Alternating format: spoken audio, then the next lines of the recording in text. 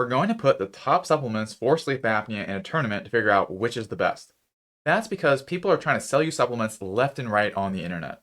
Choosing the wrong ones can waste your time and money, while the best ones can give you better airflow and better sleep within weeks. The reason I'm putting them against each other is so that you can learn from the discussion of which of these supplements resonate the most with you, your needs, and your experience with sleep apnea, so stick with me the whole way through. But in order to start this elite tournament of sleep apnea supplements, we need to figure out which ones to put into the tournament in the first place. So that's why we're going to start off with some quick elimination rounds to narrow down the competitors for the sleep apnea supplement tournament. We need to talk about what type of magnesium should enter the tournament in the first place. There's many different types of magnesium, but some of them are just absolute pieces of crap. I'll be honest here because I don't want you to go and get 6 frickin' magnesium pills and then try to decide, oh, is it citrate, is it sulfate, and get suckered into someone trying to sell you a combination. It's really simple when we're looking at these. Only a few, and honestly one that I'll talk about, is going to be the best for sleep apnea. Now, some quick research, because research is boring, but also people will be like, where's your research about magnesium and sleep apnea? I've been told it's only a CPAP can help me. Right, yeah, I'm in a certain kind of mood today. I think you can tell that. Nonetheless, when they look at people with sleep apnea, they're deficient in magnesium. They found in studies that people with sleep apnea compared to healthy controls have lower serum magnesium levels. And that's a big stinking deal because when you measure magnesium in the blood, that means that inside of the cells, that deficiency has been there for a long time. When you can see it in the blood, there's already a lag time in being deficient in magnesium. So, which one to choose? There's so many different types. Citrate, let's just cut this one right out. It is awful. The only reason you should use magnesium citrate is because you can't poop. Just plain and simple. That's all it does. It is like a bowling ball for your gut. So let's just cross that out. If you have magnesium citrate, cool. You can still keep it in case you start to eat nothing but biscuits without any water, without any gravy, just real dry stuff clogging you up. You can go for magnesium citrate then, but otherwise it is absolutely useless. Outside of this, we're looking at a few others. There's going to be magnesium oxide. Once again, I really hate this one. Pretty much very similar to magnesium citrate. Now, out of all of these, magnesium sulfate, I've never really seen a client or myself have good results with this, so let's get rid of that. And then magnesium chloride versus threonate versus glycinate. So this is when we start to see some interesting things out of these, because chloride, it's going to go to the muscles, and then threonate is going to go to the nervous system, and glycinate will actually be a more even distribution. So when we're wondering why are people with sleep apnea, why are they deficient in magnesium, a big part of that actually has to do with the nervous system being in a state of overdrive constantly. When in overdrive, your metabolism is going to be in a certain way that then leads to the depletion of magnesium. So we want to have something that allows magnesium to get to your nervous system. As a result, magnesium chloride is off the list because it's pretty much a muscle-specific magnesium and actually comes more in oils or creams or different things you put on your skin. So we're left between glycinate and threonate. Now, you may think I might go right for threonate because it's all about the nervous system, but the thing is, other organs and tissues, like the heart and the liver, will also start to be depleted of magnesium in this chronically overstressed state. So that's why, overall, without knowing individual considerations for someone, magnesium glycinate is going to be the top magnesium that is going to enter the tournament here. So that's the first selection. So now we got that out of the way. We know which one's going in. And if you want to take a screenshot of this nice chart here, I'm not going to walk you through this. I am not a college lecturer or your first grade teacher. You can read that at your own time. Now, the other big class of supplements we need to decide are the B vitamins, because just doing a B complex sometimes it doesn't meet all the needs someone may have, or it may actually throw you more out of balance with your B vitamins. And there's many, many different types of B vitamins, as you can see on this chart and in this chart as well. Again, I'm not going to read this to you. Take a screenshot. Let's move on. Out of all of these, when we're thinking about the metabolic demands of someone with sleep apnea, one of the biggest problems is that they become a mandatory sugar burner. That means they're going to use more vitamins, cofactors, and minerals that are involved in carbohydrate metabolism. So out of all the B vitamins, there is one B vitamin that is the most involved in carbohydrate metabolism, and that is vitamin B1. Now, don't start to think any one of these things, especially B1, because I know Berg and everyone else, or even videos that even suggested this video, will give you a 30-minute video about how there is this one vitamin that will secretly cure sleep apnea. If it was that simple, I don't know what I do all week. I don't know what I do for hours and hours and hours for the past years, it's not just B1. It can be very helpful if you have deficiencies in this pathway, but it's not going to do it by itself. But nonetheless, it is going to enter the tournament above all these other ones, B1. So now that we have our tournament constituents, let's reveal the entire list, because I asked you guys on my email list, hey, what do you think are the top supplements here? And I had you rank them, and this is what you gave me. Now, I don't agree with all of this. That's why I asked you to rank this, and I want to subvert your expectations because that's better for viewer engagement. But the reality is, this is what you said. Number 1, magnesium. Number 2, melatonin. Number 3, vitamin D. Number 4, omega-3. Number 5, N-acetylcysteine. Number 6, probiotics. I don't know how that even made it on the list, but nonetheless, this is a user-directed content experience. Number 7, ashwagandha. And I said that right on the first try. And then B1, that I will interchangeably say thiamine. I will not say the British version, thiamine, because that's just silly. So this is our ranking. If you're familiar with March Madness, that's essentially what we're going to do, where we have a tournament, we're going to rank all of these. And I'm going to do this as a way for you to know which supplements may be the best for you. You may all hop on board in the very simplistic mindset of that whatever is number 1 is going to be the thing. In this discussion, you may learn that maybe probiotics that I just bashed, maybe that will be really important for you. Or maybe you'll learn that ashwagandha is something that hits a lot of the check marks for you. And so here's a tournament, and to make things even more fun, and to not just continue to show you these brand name of pictures, because I don't have any affiliates or affiliate links or sponsors or endorsements of any of these, I decided to make this a little bit more fun and give each supplement a little avatar to use in our little tournament bracket system. So introducing you to our players in the Elite 8 tournament. You must think I'm crazy, and you're correct. I am. Number 1, magnesium. Number 2, melatonin. That's such an awful pun. Number 3, vitamin D is Dynamo D. I couldn't find a better name. Number 4, Omega Swift, not related to Taylor Swift. Number 5, Knackman, who is cousins with Pac-Man. Number 6 is Probiotic Peter, who is cousins with Alliteration Allison. Number 7 is Ashwagandha. Really thought hard on that. And number 8 is B-Man, because by the 8th one, I ran out of creativity completely. So now for the actual tournament. This is a double elimination tournament of 8. This bracket was harder to find, but this is going to allow us to not only know what is 1, 2, and 3, but to really rank all these 1 from 8. So let's begin this very overly dramatic tournament here. So number 1, we have magnesium versus B-Man, which is vitamin B1, as we've mentioned. And this is a really tough matchup, and I wish you guys voted for a more even distribution, because in my opinion, these ones could both be in the top 3 easily. And now you forced my hand to say things online that can be construed.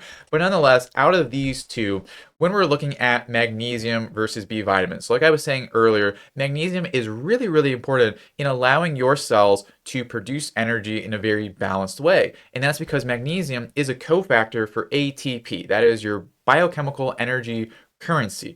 B1 allows you to make that energetic currency. But if you don't have enough magnesium, then you will actually not be able to get the most out of that. The reason I'm mentioning all of this is because in sleep apnea, you have a big energetic deficiency inside of your cells. Not a lot of people talk about that, except right here, right now. And the reason we need to know that is because when your cells are really bad at making energy, they will overproduce carbon dioxide, and that will influence your breathing negatively. It will make you breathe faster, and that will increase the likelihood of you sucking together your airway. Pleasant imagery, I know. It'll make this happen more frequently, so that then you will have more apneas at night and more snoring. So magnesium will help with that. The other good thing about magnesium is that it will also allow you to calm down your sympathetic nervous system, which is in overdrive in the first place. Whereas B1, it has a really strong case here, because if you make your cells more energetically viable, you're going to correct that carbon dioxide tolerance. And B1 is one of the most commonly depleted vitamins when we're looking at people and their different symptoms and what's going on. However, if I was forced to choose between these two, like I literally am right now, then I would honestly move Magnus forward. So we're going to do that. See how cool technology is. Magnus is going to move forward, and Mr. B Man is going to move into the losers bracket, but I think he'll do very well in there. Now, the next matchup is going to be Omega Swift, who I'm now rescinding what I said earlier. Omega Swift is related to Taylor Swift. I think that will bring us some more viewership, and that will be appreciated greatly. Omega Swift representing omega-3 supplementation. That's why the little bottle is there in case you were thinking like, oh, omega-9? No, we're talking about omega-3 versus Nacman, which is N-acetylcysteine. So if we compare these two, omega-3 is going to be great because it will lower the inflammation status in someone with sleep apnea, which is vitally important because when inflammation is higher, that will make cells a little bit bigger.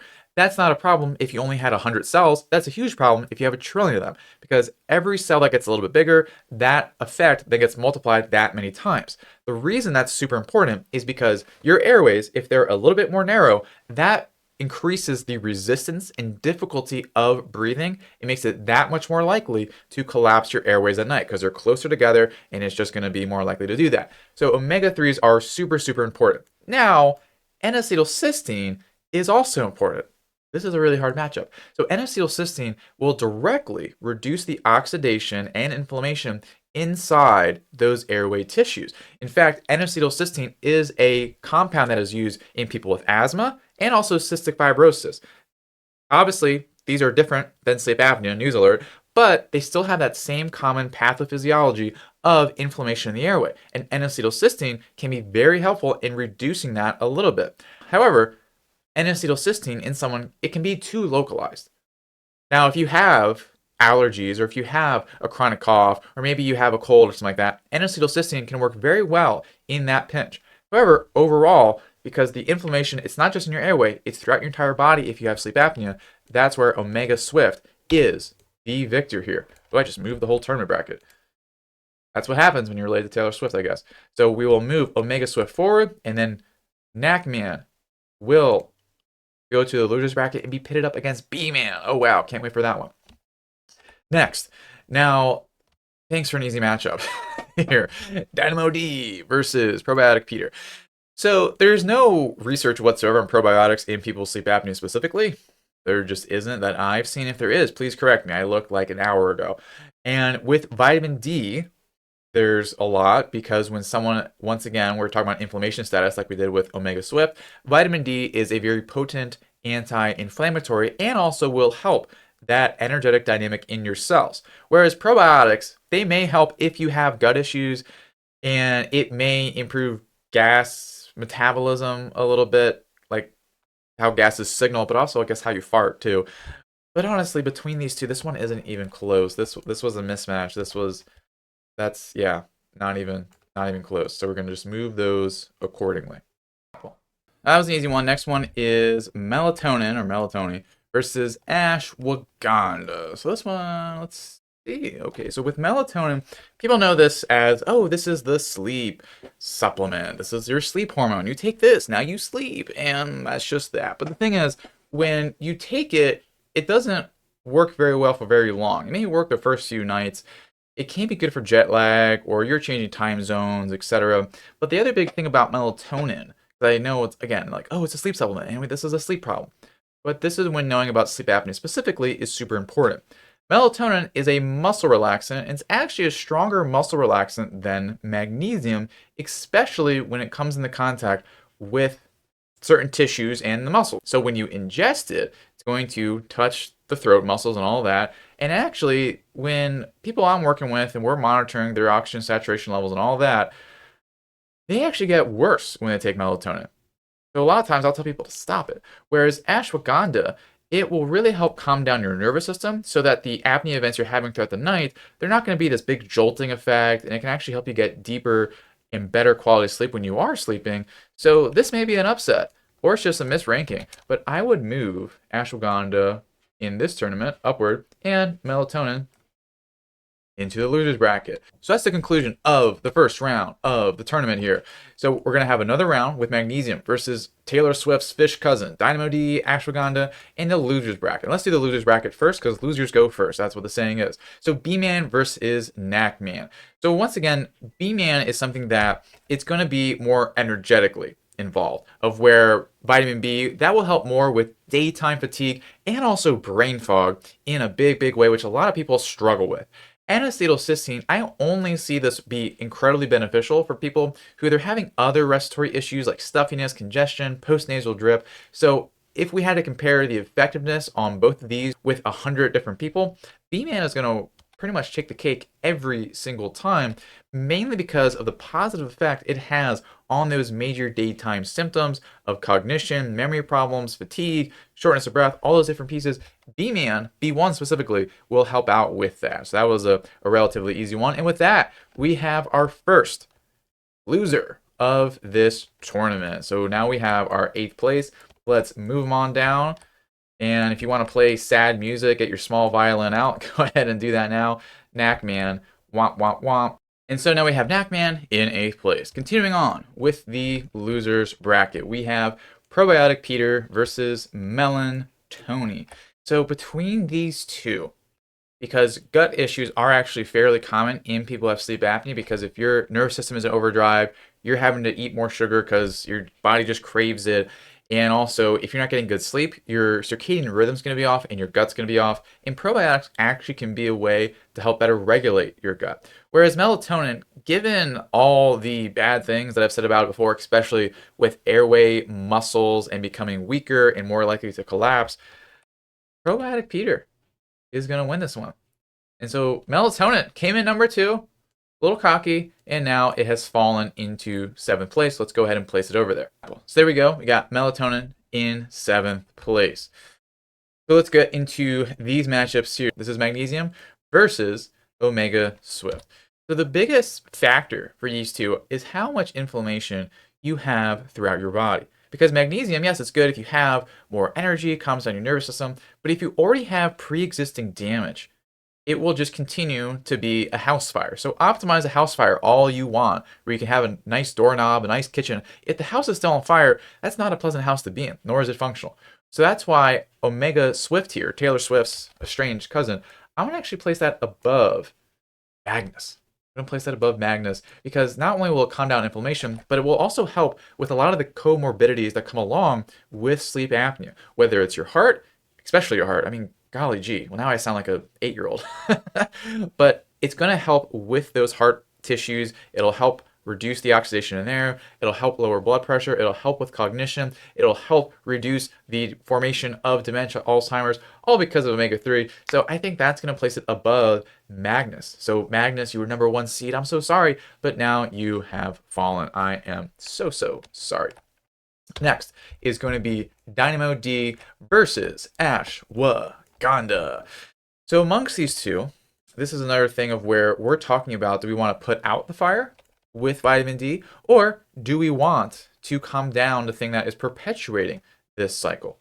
Now, the other consideration is that vitamin D is something that can cause dysregulation of different items in your body, like calcium. Now, note, this is just vitamin D by itself. This is not vitamin D plus K2 or anything like that, so you can only come as one supplement into this tournament. No tag team. And so with vitamin D, the calcium dysregulation can be an issue. So if you're someone who has clogged arteries, or you've been told that, or you have a calcium score, you want to be pretty cautious on taking vitamin D as a supplement. Now, getting it through food and through sunlight would circumvent that problem, but as a supplement, it still can be problematic. Whereas ashwagandha can help bring down some of that inflammation and also calm down your nervous system and improve sleep quality. However, ashwagandha can lose its effectiveness over time, and because inflammation is such a huge problem in sleep apnea, and vitamin D is going to do a better job of that, I'm going to have to move vitamin D into the finals. So we have the finals coming up of the winners bracket, and now I get to move down these guys here into the losers bracket. We'll come back to the winners bracket where in the finals, where we have omega-3 versus vitamin D. But first, to the losers round. So we'll go top down here. So we have B-Man versus Probiotic Peter. And honestly, I think this is a pretty easy one. I'm not going to spend much time on this. B-Man wins the game there, which means Probiotic Peter is going to move into its rightful home on the ranking.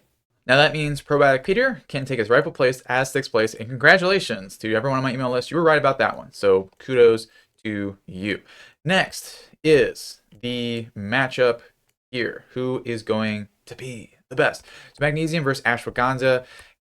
This is kind of tough because one will help replete different pathways. Ashwagandha will help adjust your nervous system.